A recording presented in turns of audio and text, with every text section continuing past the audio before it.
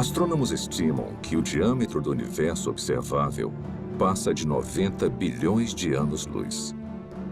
Isso é mais do que 800 bilhões de trilhões de quilômetros de uma ponta do cosmos à outra.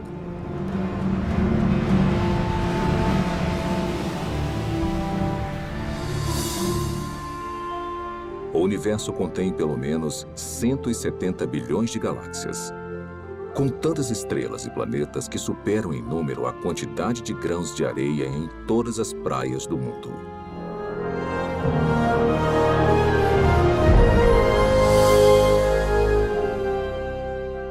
Dentro deste oceano cósmico, uma esfera de água e rochas é lar para mais de 8 milhões de espécies de organismos vivos. Esta realidade inspirou inúmeras especulações, incontáveis teorias e uma pergunta muito intrigante.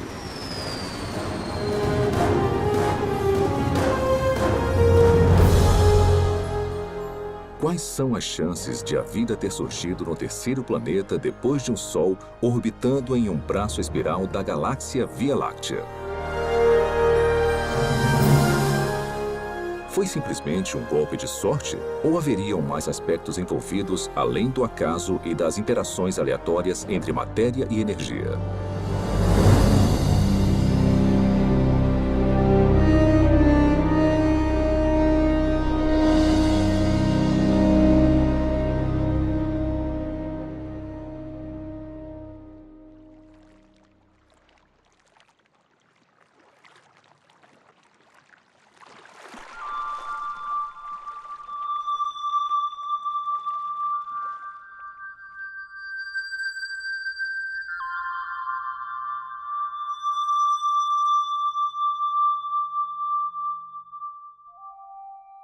Sendo os habitantes humanos da Terra, é fácil subestimarmos a vida. Na verdade, somos mimados por uma abundância.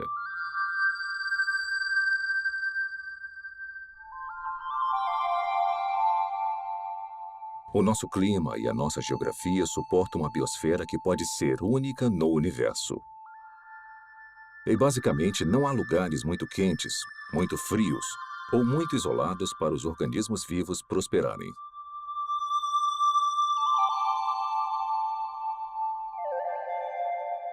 Dentre essa diversidade espetacular, talvez o maior desafio já encarado pela ciência ecoe de todo inseto, sequoia e baleia.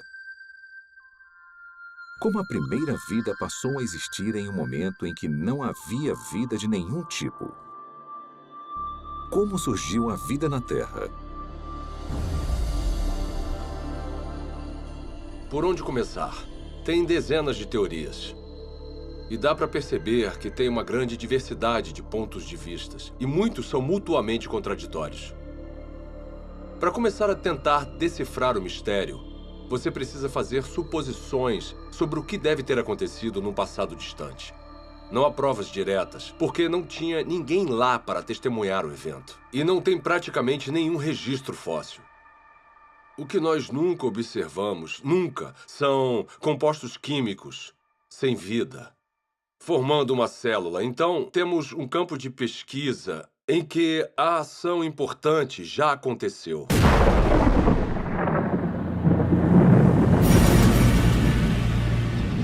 A história primordial da Terra é, de fato, uma narrativa incompleta. Mas apesar da ausência de provas físicas, a maioria dos cientistas acredita que a vida se originou quando a energia atingiu substâncias inorgânicas nos oceanos, crosta e atmosfera do planeta, para criar os componentes básicos para a primeira célula autorreplicante.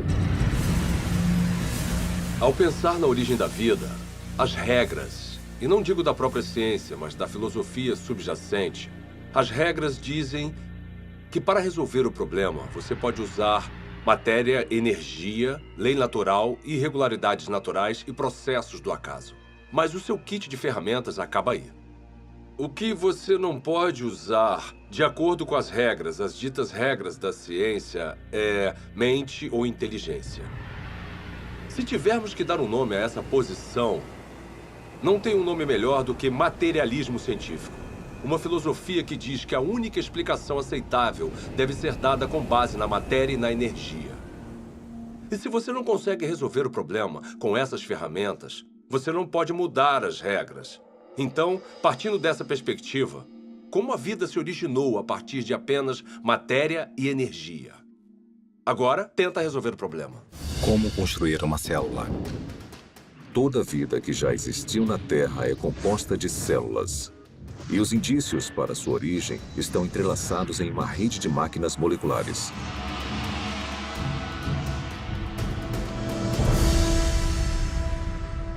Dentro de uma célula eucarótica moderna, mecanismos biológicos complexos fazem o seu trabalho enquanto estão suspensos em líquido.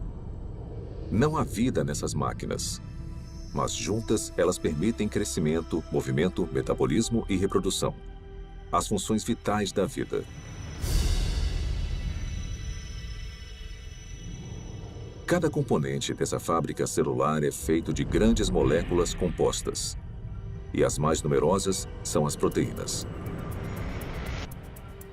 Com funções modernas, as proteínas foram projetadas para desenrolar e copiar informação genética em uma cadeia de DNA. Desencadear reações químicas com formatos encaixáveis. Controlar a passagem de eletrólitos e nutrientes pela membrana celular. Tipo de proteína, cinesina. E carregar recipientes cheios de carga por andaimes, também feitos de proteína, que se montam sozinhos e vão até os lugares necessários da célula. Ampliado 500.000 vezes, um glóbulo vermelho contém 280 milhões de proteínas hemoglobinas, cada uma com a função de carregar oxigênio. Isolando uma delas, descobrimos que cada proteína é feita de centenas de moléculas menores chamadas aminoácidos. São encontrados 20 tipos diferentes de aminoácidos em organismos vivos. A estrutura química distinta de cada molécula permite a formação de mais de 100.000 tipos diferentes de proteínas. A construção começa quando aminoácidos selecionados são organizados em uma cadeia. É um processo que costuma ser comparado à organização de letras do alfabeto em palavras e frases com significado. Se esses componentes tiverem a sequência correta, a cadeia se dobra em uma proteína pronta para cumprir a sua função dentro da célula.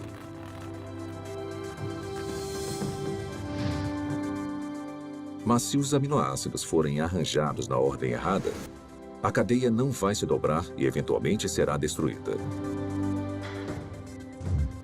A célula viva mais simples contém pelo menos 300 tipos diferentes de proteínas e o mecanismo biológico necessário para crescer, se reproduzir, converter energia, guardar e processar informação genética e proteger os seus conteúdos do mundo externo.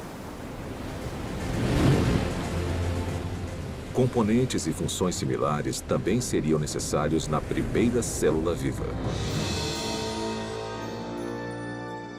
Agora vamos aplicar essa química básica a uma teoria familiar para a origem da vida. Os cientistas especulam há muito tempo sobre oceanos primordiais cheios de aminoácidos que flutuavam como carrinhos de bate-bate.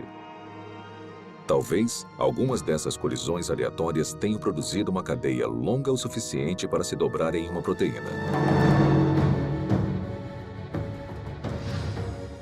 Depois, mais aminoácidos se juntaram a mais cadeias que se dobraram em ainda mais proteínas.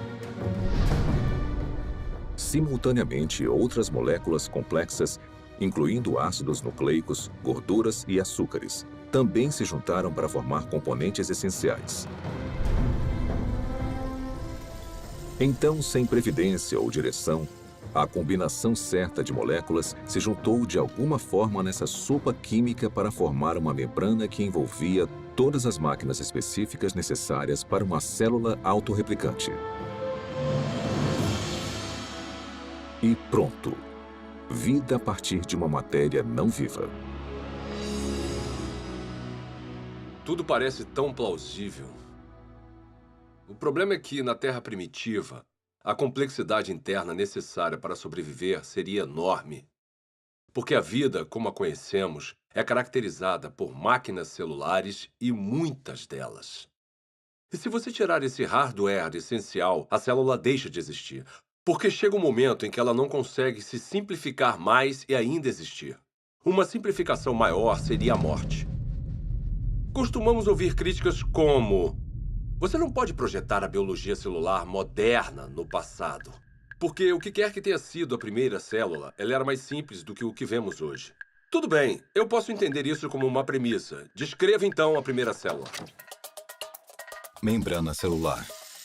Para ser a célula viva, você precisa de uma barreira, uma membrana que a proteja do resto do ambiente.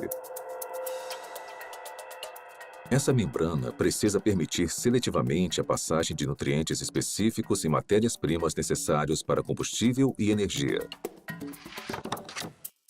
Você também vai guardar grandes quantidades de informação genética em cadeias de espiral de DNA.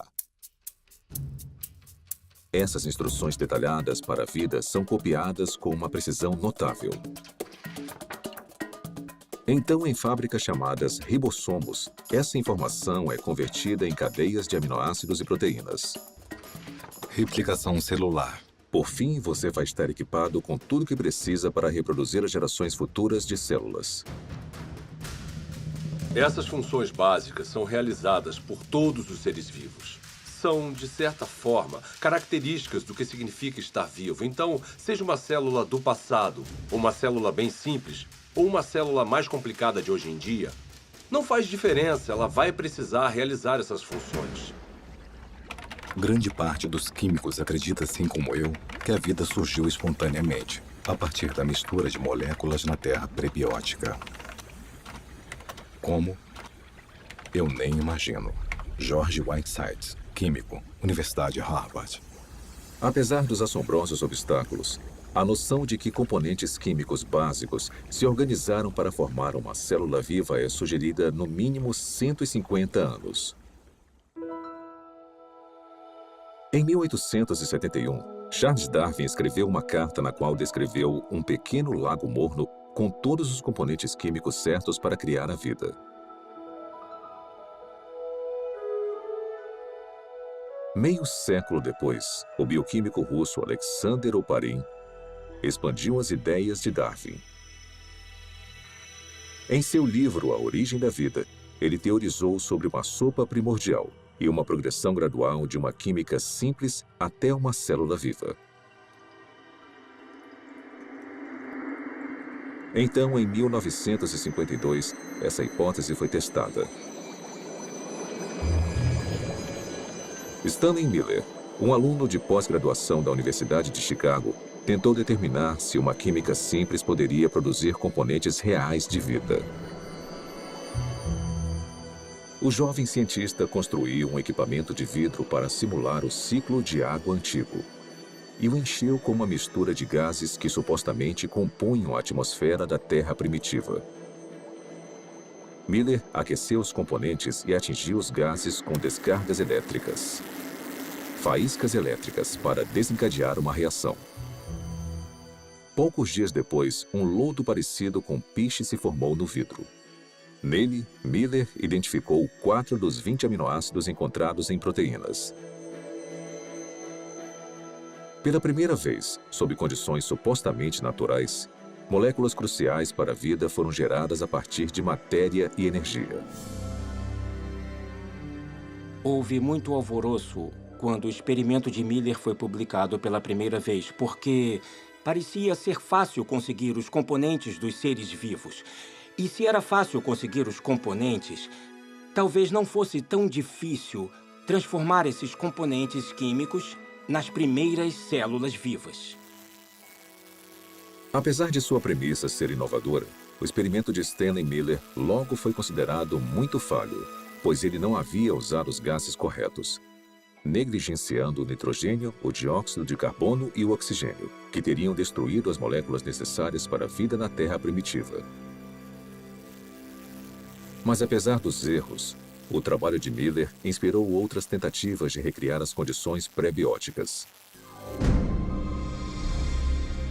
Hoje, após décadas de investigações, A esperança de se encontrar uma solução de forma simples e clara já não existe mais.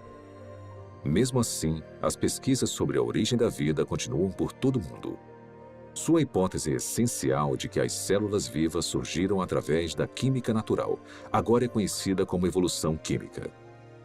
A evolução química vem com muita bagagem.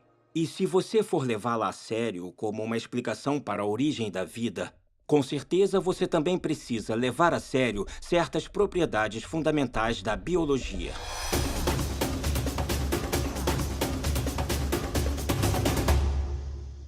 As moléculas envolvidas na vida não têm inteligência, não têm previdência. Elas não têm como saber o que precisam fazer depois para então conseguirem se transformar em química orgânica. Se eu colocar aminoácidos em um tubo de ensaio no meu laboratório, mesmo se eu esquentar e misturar muito bem, e fizer isso por 100 anos, 1000 anos, 10.000 anos ou 1 milhão de anos, nada aconteceria. Aminoácidos, nucleotídeos, lipídios. Sozinhos, eles não representam a vida. São inertes. Não se reproduzem, não guardam informações. De certa forma, são ingênuos. Eles não acordaram um dia e falaram: "Ei, vamos nos juntar e construir uma célula que consiga se replicar." Isso não aconteceu. A química por si só é indiferente ao fato de algo estar vivo ou morto.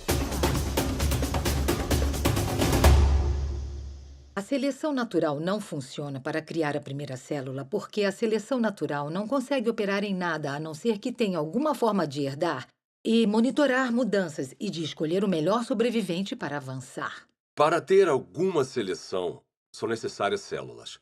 Então, se você quer explicar a origem das células, você não pode usar a seleção. Porque a seleção exige a existência da mesma coisa que você está tentando explicar. A seleção natural tem que funcionar sobre uma célula que tenha um sistema genético e que seja capaz de se reproduzir. Sem isso, a seleção natural é completamente irrelevante. A auto-organização é a ideia de que os componentes químicos podem se organizar sozinhos de forma a se transformarem em objetos ricos em informações e com um propósito. As moléculas e os átomos podem se auto-organizar em um certo sentido. O sal seria um exemplo.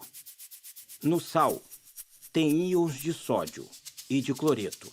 E eles interagem uns com os outros porque têm cargas positivas e negativas. Então, essa afinidade natural leva à formação de cloreto de sódio, cloreto de sódio, cloreto de sódio, e pode se compactar de uma forma estereotipada para criar um cristal. Os cristais de sal são a mesma coisa, repetida várias e várias vezes. Se um cristal de sal fosse um livro, seria um livro com uma palavra só. Geometrias com repetições regulares como essa não carregam um tipo certo de informação. Informação que você precisaria para criar uma proteína. A sequência que vemos em uma proteína é altamente irregular.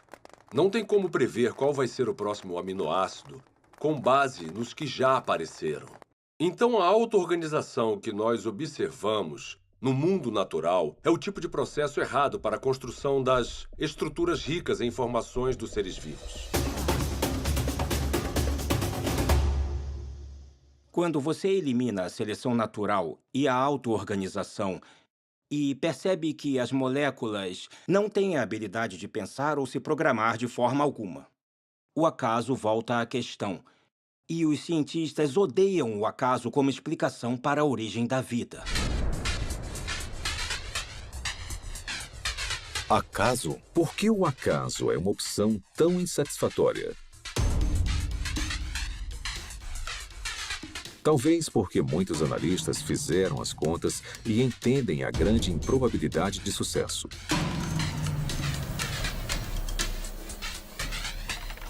O acaso é definido como o elemento desconhecido e imprevisível em qualquer evento que não tenha um motivo atribuível ou orientação de uma lei natural ou de um agente inteligente. Desde o século XVII, uma ferramenta foi utilizada constantemente para prever o resultado de tais eventos. Se chama probabilidade matemática. De forma bem simplificada, é assim que a teoria funciona. Quando você atira uma moeda e escolhe cara, a probabilidade de você acertar é de 50%, ou uma probabilidade de 1 sobre 2. Se atirar 2 moedas, a probabilidade de tirar cara 2 vezes simultâneas é de 1 sobre 4. 3 moedas e 3 caras em uma única tentativa? 1 sobre 8. Sempre que adicionamos mais uma moeda, a probabilidade de sucesso, nesse caso, tirar só cara na mesma jogada, é reduzida exponencialmente por um múltiplo de 2. Então, se 10 moedas forem atiradas, a probabilidade de tirar cara 10 vezes é de 1 sobre 2 elevado à 10ª potência ou menos de uma chance a cada 1000.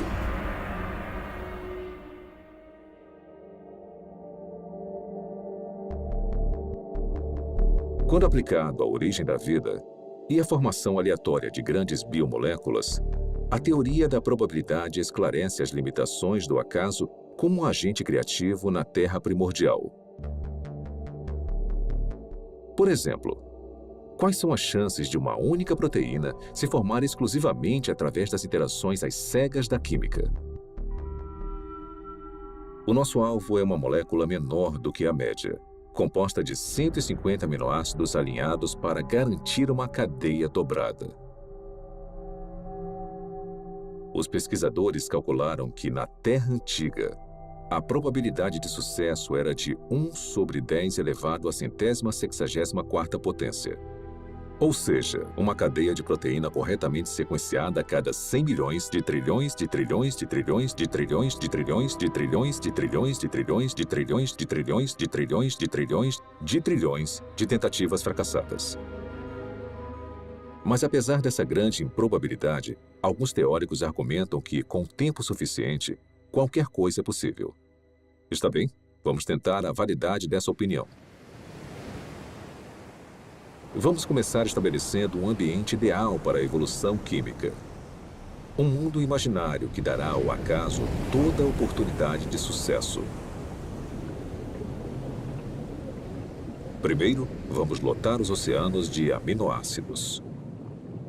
Ou seja, todos os átomos na Terra, incluindo todo o suprimento de carbono, nitrogênio, oxigênio, hidrogênio e enxofre, estão disponíveis para formar 10 elevado à 41ª potência de conjuntos completos dos 20 tipos de aminoácidos usados na criação de proteínas. Depois vamos alterar as leis da natureza para proteger esses componentes dos raios de luz ultravioleta destruidores e da contaminação química na sopa primordial. Agora vamos deixar a química agir para ver o que acontece.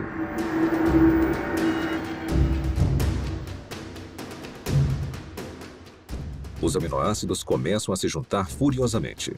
No nosso experimento, uma cadeia inteira com 150 unidades se forma sozinha em apenas 1 segundo. Como os 20 tipos de aminoácidos estão disponíveis, na maioria dos lugares, há uma probabilidade de 5% ou de 1 sobre 20 da molécula correta se alinhar na cadeia.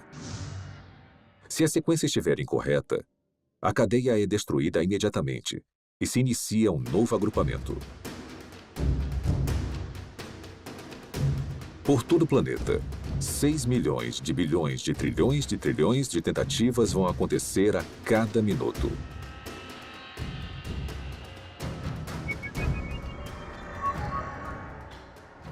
Ou seja, em 4,6 bilhões de anos, a idade mais antiga estimada da Terra, o número de cadeias que não se dobram vai passar de 10 elevado à 58ª potência.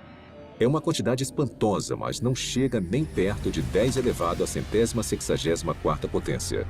Aproximadamente as tentativas necessárias para se criar uma proteína de 150 aminoácidos por acaso. Então, se a química não direcionada não consegue criar a nossa cobiçada molécula durante toda a história da Terra, quanto tempo teria sido necessário? Para descobrir, vamos fazer um passeio. Vamos começar construindo uma ponte que percorra o diâmetro do universo observável. Uma distância de mais de 90 bilhões de anos-luz. Depois, vamos colocar uma ameba em uma extremidade da ponte. Esse organismo unicelular vai viajar a velocidade espontaneamente de 30 centímetros por ano. Começar. Enquanto esperamos uma proteína se formar por acaso, a ameba se arrasta por mais de 5 bilhões de anos para cruzar todo o universo e depois voltar. Mas esta corrida está só começando. A ameba sai de novo. Consegue chegar à outra extremidade do cosmos e depois volta para casa. Mesmo assim, nenhuma proteína funcional está à vista. Para a próxima viagem, vamos incluir uma carga, um único átomo.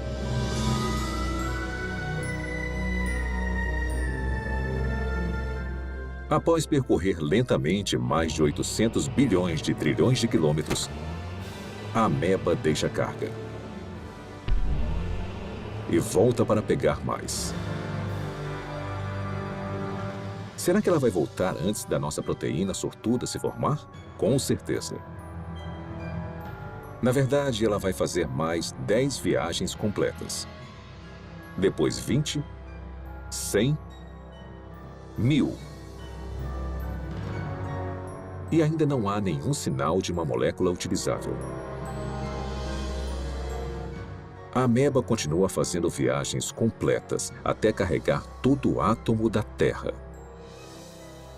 Depois, todos os átomos do nosso sistema solar. Depois, todo o planeta e estrela da Via Láctea. Um átomo por vez. Na verdade, enquanto esperamos uma proteína se formar sozinha, a ameba tem tanto tempo que, se movendo apenas 30 centímetros por ano e carregando um átomo por viagem, ela vai transportar todo o universo, mais de 56 milhões de vezes. É esse o tempo que demoraria para o acaso criar uma proteína funcional. Suponhamos que, contra todas as probabilidades, a evolução química tenha produzido uma única proteína funcional. Haveria vida? Não. Haveria uma proteína. Um arranjo sem vida de aminoácidos. A célula viva mais simples que conhecemos tem mais de 300 proteínas diferentes. Mas as proteínas são só uma parte da história quando pensamos em uma célula de verdade. Lembre-se, são necessários carboidratos, açúcares complexos, ácidos nucleicos, DNA e RNA, lipídios e uma grande variedade de compostos químicos diferentes que vão constituir conjuntamente a vida. Todos esses componentes precisam ser reunidos no mesmo microambiente, no mesmo momento. Cada componente químico precisa, então, ser reunido e organizado na rede de máquinas moleculares que vão controlar todas as facetas da vida. Se nós conseguirmos entender toda a dificuldade de produzir uma máquina molecular usando nada além de átomos e energia, vemos que há um grande problema, porque quando temos uma máquina molecular, não temos um ser vivo. Essas máquinas moleculares precisam de outras máquinas moleculares. E mesmo se a natureza fosse capaz de produzir todas as máquinas moleculares necessárias, não seria o suficiente. Todas elas precisariam estar juntas em um espaço pequeno envolvido por uma membrana que chamamos de célula. Pelo meu conhecimento do que é necessário para se criar uma célula, tudo tem que acontecer na mesma hora. Não pode acontecer uma parte por vez, porque tudo trabalha junto em um loop causal. O mais alto nível de organização transcende as partes. A organização espacial na célula exige que as moléculas estejam no lugar certo na hora certa.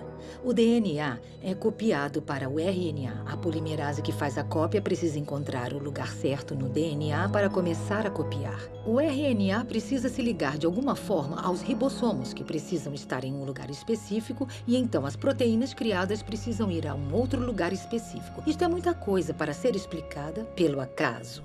A probabilidade de eles estarem no mesmo espaço ao mesmo tempo se torna mais do que inimaginável. E a probabilidade deles estarem cercados por uma membrana, assim como uma célula, é basicamente impossível.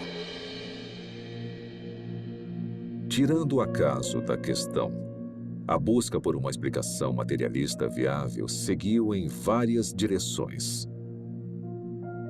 As teorias incluem superfícies de argila com rachaduras, para onde as moléculas orgânicas poderiam ser atraídas e alinhadas em cadeias de ácidos nucleicos e aminoácidos.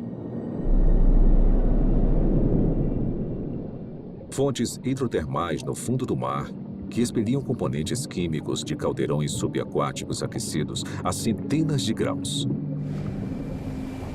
E oceanos primordiais cheios de RNA. Uma molécula versátil, capaz de armazenar e replicar informação genética, teoricamente sem a ajuda do DNA ou de proteínas. Propostas como essas causaram um interesse considerável. Mesmo assim, todas encaram o mesmo obstáculo que derrubou o acaso: a transformação de componentes sem vida nas biomoléculas complexas da vida. Esse problema fica evidente na hipótese do mundo de RNA.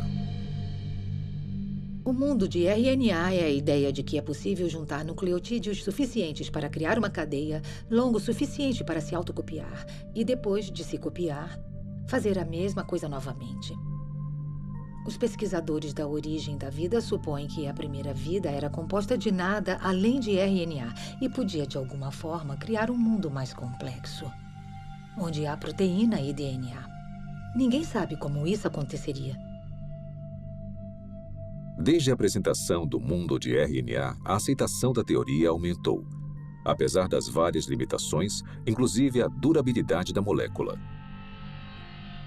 Se você apenas olhar para uma molécula de RNA, ela parece se desintegrar. Trabalhar com RNA é extremamente difícil, porque ele é muito delicado. Ele foi criado para ser um depósito temporário de informação. E, em consequência da sua delicadeza, é muito improvável que ele seja útil como algum tipo de ponto de partida para a existência da vida. Então, o RNA não pode preceder a primeira célula porque precisa estar dentro de um ambiente celular para ficar estável, para ser copiado e para ser útil. Hoje em dia, moléculas de RNA são criadas em condições de laboratório. Para muitos bioquímicos, essas cadeias sintéticas de ácidos nucleicos são pelo menos uma confirmação parcial de que a evolução química criou a vida na Terra primordial. Para criar RNA no laboratório, você precisa limpar as superfícies, limpar as pipetas, usar luvas especiais e deixá-lo coberto. E depois torcer para não haver contaminação, porque se houver, o RNA já era. Depois, você precisa resolver o problema do sequenciamento. Então, você precisa de cientistas trabalhando duro para sequenciar o RNA, tentar combinações diferentes e encontrar uma que possa se copiar. Depois, você precisa ter uma cadeia complicada de RNA, que consiga funcionar como a herança e como a enzima no sistema. E as maiores mentes do mundo estão trabalhando nisso, mas ainda não conseguiram resolver o problema. Refletindo sobre a origem da vida e as implicações do RNA sintético, o químico Robert Shapiro observou: a falha nesse tipo de pesquisa não é a química. A falha é a lógica de que o controle experimental de um laboratório moderno estaria disponível na Terra primordial. Na verdade, as chances contra o RNA se formar sozinho são astronômicas.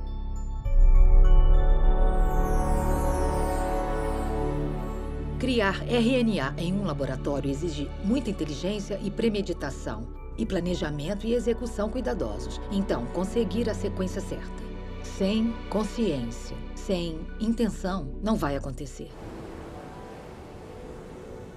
A probabilidade da evolução química é ainda mais enfraquecida pela composição da sopa primordial. Se a sopa primordial tiver existido, ela teria sido um grande caos quimicamente. Há vários tipos de reações cruzadas opostas que teriam acontecido na Terra primordial e que interfeririam com a química que você deseja. Ou seja, moléculas que não são utilizadas pelos seres vivos e que são prejudiciais aos seres vivos. As condições na Terra primordial eram hostis à vida, eram hostis à formação dos tipos de ligações necessárias para criar moléculas biológicas.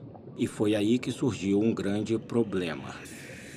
Porque a água quebra as ligações que prendem as proteínas. A água quebra as ligações que prendem os ácidos nucleicos, como o DNA. A água quebra as ligações que prendem polissacarídeos, como o amido e celulose. Então, a origem da vida não pode ter acontecido na água.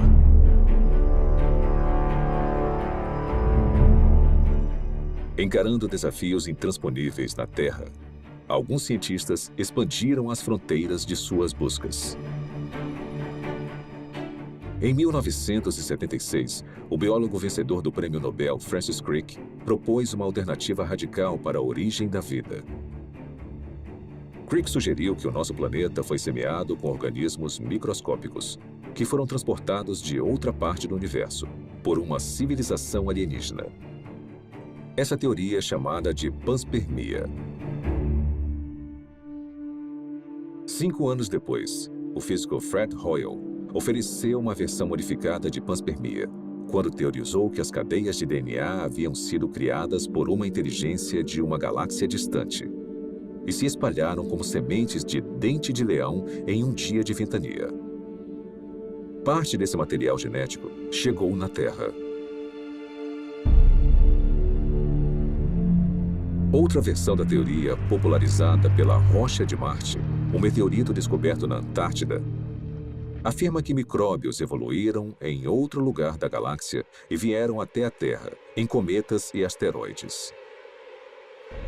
De alguma forma, podemos falar que a panspermia é um abandono da ciência, porque ela coloca o problema além da examinação. Se a ciência nos diz que a vida provavelmente não começou a existir por conta própria aqui na Terra, então deve ter vindo de outro lugar. Mesmo que pareça um filme de terror ruim dos anos 1950, veio do espaço sideral. Se eu não consigo explicar a vida no planeta Terra, porque, digamos, a atmosfera necessária é geologicamente implausível ou porque eu não consigo a quantidade suficiente de moléculas biologicamente relevantes, esses problemas vão existir em qualquer outro planeta onde postularmos que a vida se originou. Não podemos apagar esses problemas mudando de lugar para outra parte da galáxia. Resumindo, a panspermia não resolve o problema da origem da vida, só o joga para outro local. As falhas da panspermia levaram alguns pesquisadores a uma teoria que vai além da astronomia convencional: o multiverso. De acordo com essa hipótese, o nosso universo não é único. Em vez disso, bilhões ou trilhões de universos foram gerados por um processo natural desconhecido. E conforme as oportunidades aumentaram exponencialmente, as chances impossíveis se tornaram prováveis. Até que, inevitavelmente, com o tempo, a combinação certa de matérias-primas, ambiente, leis da natureza e uma grande dose de sorte produziram as moléculas e máquinas biológicas necessárias para a primeira célula viva. Em outras palavras, em um vasto e teórico oceano de universos, alguém tinha que ganhar a loteria cósmica, e fomos nós. Quando eu leio algum livro sobre a origem da vida que considera alguma proposta para a formação, como digamos, de RNA ou proteínas, e até o autor admite que é quimicamente implausível, eu me pergunto como ele se meteu nesse pepino. Propor um caminho implausível para uma coisa que, para o mundo todo, parece ser planejada. Será que o materialismo científico é provavelmente falso? Ele se meteu nisso porque uma filosofia disse a ele. É a única resposta aceitável. E nesse impasse, eu quero falar ao autor, olha, você sabe que é implausível, eu sei que é implausível. O motivo de ter chegado até aqui, parado na beira desse penhasco que cai na implausibilidade, é porque bem lá atrás, você decidiu que só uma explicação materialista faria sentido. Quantas explicações diferentes e fracassadas dentro da caixa materialista nós precisamos ter antes de decidir que talvez precisemos sair agora dessa caixa. Talvez precisemos de outro tipo de explicação. Quando analisamos as várias teorias científicas, teorias da física, teorias da química, teorias sobre a formação de estrelas, essas teorias são sobre o mundo lá fora. Mas quando falamos sobre a origem da vida, estamos falando de uma teoria que nos envolve. O lugar de onde viemos, nossas origens definitivas, nossas visões de mundo, nossas filosofias, nossa ciência, tudo está ligado. E isso separa a pergunta sobre a origem da vida de todas as outras perguntas na ciência. A ciência natural não está desconectada de tudo o que sabemos ou acreditamos sobre o mundo. Então, uma pergunta limitada e aparentemente técnica, como o RNA surgiu, pode acabar se ligando no tecido da realidade. É uma pergunta muito diferente, como, será que Deus existe? Deus é possível? É possível que Deus seja real? Se a vida, com toda a sua riqueza, não surgiu através de um processo estritamente físico ou natural, precisamos ter indícios disso. E eu acho que a origem da vida é o ponto central em que muita coisa acaba mudando. Eu olho para a natureza como um ser humano curioso e me pergunto, na minha visão, quais são os indicadores normais de inteligência? Eu os vejo na vida? E a resposta é, sim, em abundância. O que vemos nos sistemas biológicos é maravilhoso, é lindo, é elegante e quanto mais aprendemos sobre biologia, mais óbvio é o design. Quando eu comecei a me envolver com o design inteligente, tinha gente postando coisas na internet e falando: eu me formei no MIT e fui para a Universidade de Washington e pós-doutorado em Harvard. E elas falavam coisas como, ela era inteligente. O que aconteceu? Na verdade, o materialismo coloca vendas nos olhos da ciência e nós deixamos passar o que é mais significativo no mundo. Então, esse é um ótimo momento para ser uma cientista, porque nós temos a oportunidade de ver as coisas com novos olhos. A inteligência é extremamente útil como uma forma de explicar a origem da vida que realmente faça sentido com o que observamos na natureza. A natureza parece ter sido criada. A vida pode ter sido criada. O design, a inteligência explicam as coisas como toda a informação que vemos dentro de uma célula. Não tem nada de mágico nos seres vivos. Eu sou um cientista, eu não acredito em mágica. Eu acredito em mecanismos e causas que são suficientes para atingir o fenômeno que eu observo. A inteligência é suficiente. A inteligência é necessária. Portanto, a inteligência é a conclusão na qual eu chego.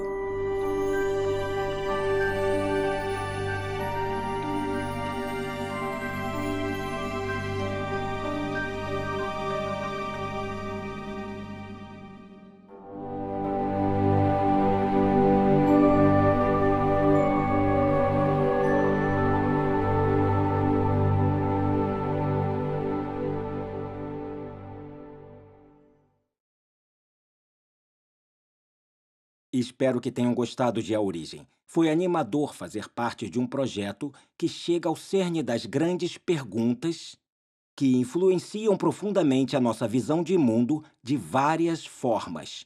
Como a vida surgiu? Será que as interações entre matéria e energia produziram as primeiras células? Ou será que a vida só é explicável como sendo a criação especial de Deus? Nos últimos 30 anos, tecnologias espetaculares permitiram que os pesquisadores descobrissem e visualizassem a rede complexa de máquinas biológicas que trabalham dentro de cada célula viva.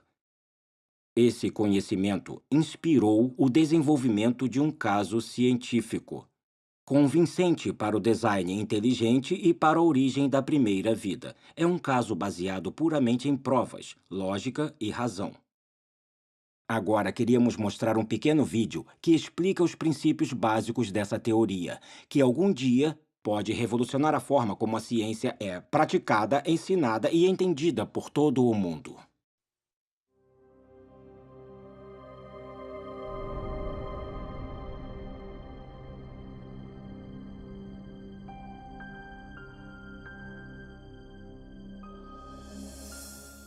Quando eu vejo máquinas moleculares ou o processo incrivelmente complexo pelo qual as células se dividem, eu quero perguntar, é possível que essas coisas tivessem uma inteligência por trás, que tivesse um plano ou propósito para essa estrutura?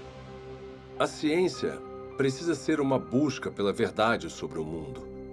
Não devíamos pré-julgar o que pode ser verdade. Não devíamos dizer, eu não gosto dessa explicação, então vou deixar de lado. Em vez disso, quando encontramos um mistério na natureza, precisamos pensar em toda a causa possível que possa explicar esse mistério. Um dos problemas que eu tenho com a teoria evolucionista é que ela descarta forçadamente um tipo de causa antes mesmo que as evidências mostrem alguma coisa. E a causa descartada é a inteligência. Desde o final do século XIX, desde a época de Darwin, na verdade parcialmente devido ao que Darwin escreveu em A Origem das Espécies, os cientistas passaram a aceitar uma convenção, uma definição de ciência que excluía a possibilidade do design como uma explicação científica. E essa convenção tem um nome, se chama naturalismo metodológico. Isso significa que para ser científico, você precisa se limitar às explicações que envolvem apenas causas naturais. Você não pode definir a inteligência como uma causa. Mesmo assim, curiosamente, nós sempre tiramos conclusões relacionadas à inteligência. É parte do nosso raciocínio comum reconhecer os efeitos da inteligência. Considerem, por exemplo, essas mensagens hieroglíficas entalhadas nas ruínas de monumentos egípcios. Ninguém atribuiria os formatos e arranjos desses símbolos a causas naturais, como tempestades de areia ou erosão. Em vez disso, as reconhecemos como o trabalho de escribas antigos, agentes humanos com inteligência. O mesmo raciocínio nos leva a concluir que as misteriosas estátuas de pedra na costa da Ilha de Páscoa não foram formadas pelas ações do vento e da água por grandes períodos de tempo. Também não supomos que as plantas podem ter esses formatos familiares sem algum tipo de interferência inteligente. É claro que fazemos essas inferências o tempo todo. E nós sabemos que estão certas, mas a pergunta é com que fundamento fazemos essas inferências? Quais são as características que nos permitem reconhecer a inteligência? Recentemente, em um livro sobre a inferência do design, o matemático William Dembski fez um grande avanço na compreensão do raciocínio do design. Dembski identificou as características específicas dos artefatos que nos fazem reconhecer uma atividade inteligente prévia. Eu cheguei a essa conclusão analisando a forma como nós pensamos sobre o design. Quais são os passos lógicos que nós percorremos para chegar à conclusão de design? Então, o que eu tento fazer é estabelecer critérios confiáveis, empíricos e cientificamente rigorosos para decidir se alguma coisa foi de fato projetada. Eu analisei a lógica por trás e o que eu descobri foi que são necessários improbabilidades, especificação e o tipo certo de padrão, padrões objetivos. De acordo com Dembski, seres humanos detectam corretamente a atividade da inteligência quando observam um objeto ou evento altamente improvável, que também tem um padrão reconhecível.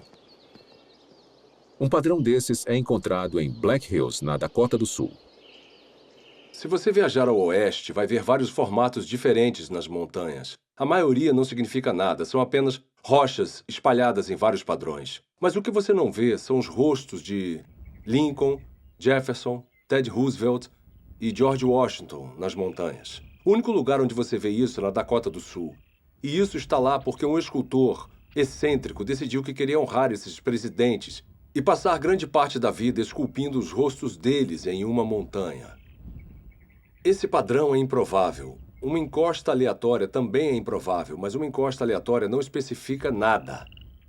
Mas nós sabemos que tinham 4 caras que foram presidentes dos Estados Unidos com um padrão específico nos rostos. E esses padrões na encosta da Dakota do Sul combinam com esses rostos familiares. Se eu olhar e ver os rostos, eu vou reconhecer imediatamente que são os rostos dos 4 presidentes, que são conhecidos a partir das cédulas, de imagens na Galeria Nacional ou de pinturas em livros. Então eu percebo que ao ver o Monte Rushmore, que não é apenas uma configuração de rochas altamente improvável, mas uma que combina com certos padrões independentes que indicam seguramente que tem inteligência envolvida ali. Temos então uma pequena probabilidade, especificação e design.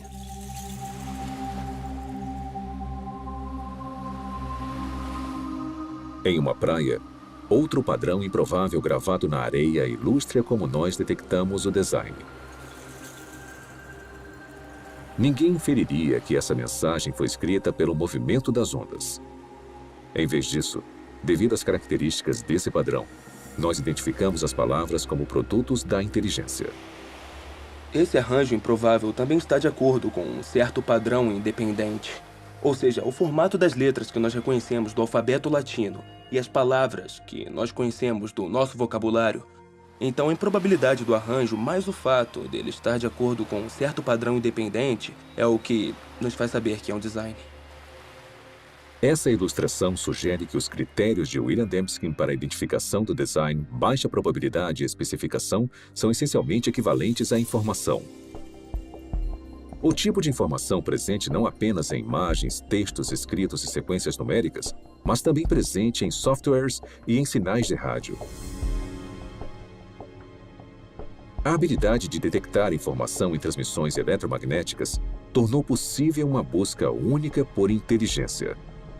Há mais de 3 décadas, astrônomos envolvidos no SETI, um projeto de busca por inteligência extraterrestre, monitoram sinais de rádio do espaço sideral na tentativa de encontrar padrões ricos em informações. Tipicamente, radiotelescópios recebem ruídos aleatórios ou sinais repetitivos simples produzidos naturalmente por estrelas, galáxias e outros objetos celestes. Mas os astrônomos reconhecem que, se identificarem o sinal contendo informações, ele confirmaria a existência da vida inteligente fora da Terra. Alguns especulam que uma civilização extraterrestre possa ter tentado se comunicar transmitindo mensagens na linguagem universal da matemática. Talvez usando um padrão reconhecível, como uma série de números primos. Isso não acontece por acaso. São necessários complexidade ou improbabilidade, vários números primos e também ter um padrão. E tem que ser o tipo de padrão certo, não um padrão que você está impondo. É um padrão que existe objetivamente. Até hoje, a pesquisa do SETI falhou em detectar qualquer padrão ou informação que indicaria que há inteligência em uma galáxia distante. Mas em outro universo, mais próximo de nós, cientistas descobriram uma gama de informações dentro do núcleo da célula viva. O DNA tem uma estrutura ideal para carregar informação. Nos A's, C's, T's e G's, as bases da dupla hélice do DNA, há o potencial para armazenar uma grande quantidade de informação. Na verdade, não há nenhuma entidade no universo conhecido que armazene e processe mais informação de forma mais eficiente do que a molécula de DNA. Um conjunto completo do DNA humano tem 3 bilhões de caracteres individuais. Análises das regiões codificadoras da molécula de DNA mostram que seus caracteres químicos têm um arranjo específico que lhes permite transmitir instruções ou informações detalhadas, como letras em uma frase com significado ou dígitos binários em um código de computador. Bill Gates disse que o DNA é como um programa de computador, mas muito mais complexo do que os que nós conseguimos criar. Se você pensar sobre isso, mesmo que por um minuto, é uma observação altamente sugestiva, porque nós sabemos que o Bill Gates não usa vento, erosão ou um gerador de números aleatórios para criar um software. Na verdade, ele usa engenheiros inteligentes, engenheiros de software. Então, tudo que sabemos com base na nossa experiência sugere que os sistemas ricos em informação são criados a partir do design. Mas o que pensar sobre o fato de que há informação na vida? Em toda célula viva de todo organismo vivo. Esse é o mistério fundamental de onde vem essa informação? Nos últimos 15 anos, o filósofo e cientista Stephen Meyer trabalhou para responder a essa pergunta. Meyer criou um argumento para desmontar que o design inteligente é a melhor explicação para a origem da informação necessária para criar a primeira célula viva. A informação que a molécula de DNA usa. Faz parte da nossa base de conhecimento o fato de agentes inteligentes poderem criar sistemas ricos em informações. Então, o argumento não se baseia no que não sabemos, mas sim no que nós sabemos sobre a estrutura de causa e efeito do mundo. Sabemos que, até agora, não há uma explicação naturalista. Nem uma causa natural que produza informação, nem seleção natural, nem processos de auto-organização e nem o puro acaso. Mas nós sabemos de uma causa que é capaz de produzir informação, que é a inteligência. Então, quando as pessoas inferem o design a partir da presença de informação no DNA, estão fazendo na prática o que se chama nas ciências históricas de uma inferência à melhor explicação. Quando encontramos um sistema rico em informações na célula, na molécula de DNA especificamente, podemos inferir que a inteligência teve um papel na origem desse sistema, mesmo não estando lá para observar o surgimento do mesmo. Há 150 anos, Charles Darwin transformou a ciência com a sua teoria sobre a seleção natural. Hoje, essa teoria encara um desafio formidável. O design inteligente provocou uma descoberta e um debate intenso sobre a origem da vida na Terra. E para um número cada vez maior de cientistas, ele representa um paradigma. Uma ideia com o poder de, mais uma vez, redefinir os fundamentos do pensamento científico. Durante o século XIX, os cientistas acreditavam que haviam duas entidades fundamentais, matéria e energia. Mas conforme entramos no século XXI, tem uma terceira entidade fundamental que a ciência precisou reconhecer, que é a informação. Então, à medida que encontramos a biologia da era da informação, cresce a suspeita de que o que vemos na molécula de DNA é, na verdade, um artefato da mente, um artefato da inteligência. Uma coisa que só pode ser explicada através do design inteligente.